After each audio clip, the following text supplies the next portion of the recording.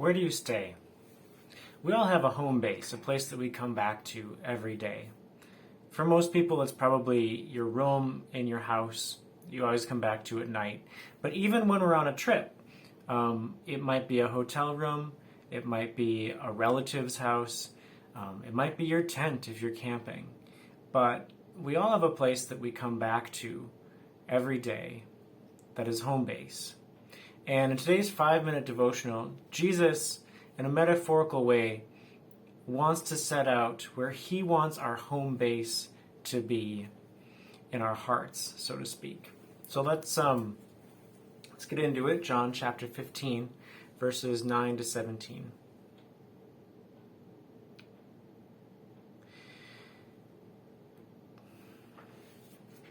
Chapter 15. As the Father has loved me, so have I loved you. Abide in my love.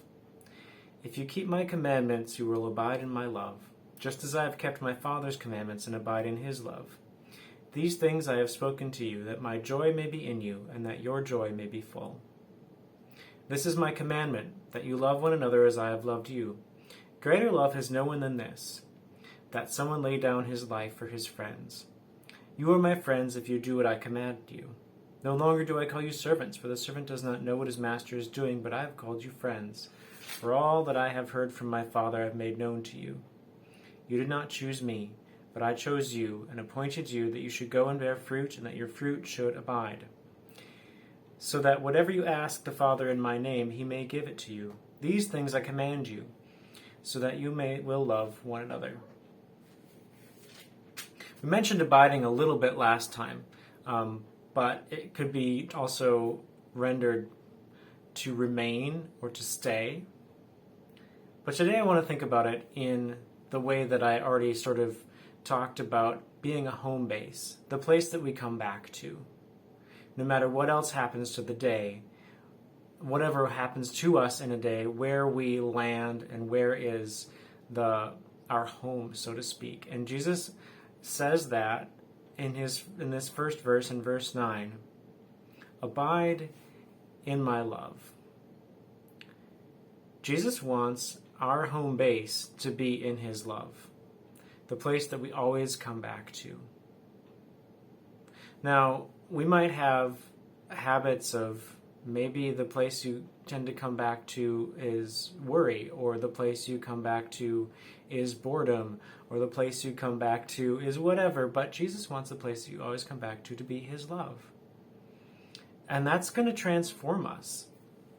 The first thing is he says that his joy will be in us and our joy will be full. I can imagine that, if I'm living in Jesus' love as my home base, the thing that is the most commonly come back to place in my heart, that is going to be a joyful thing.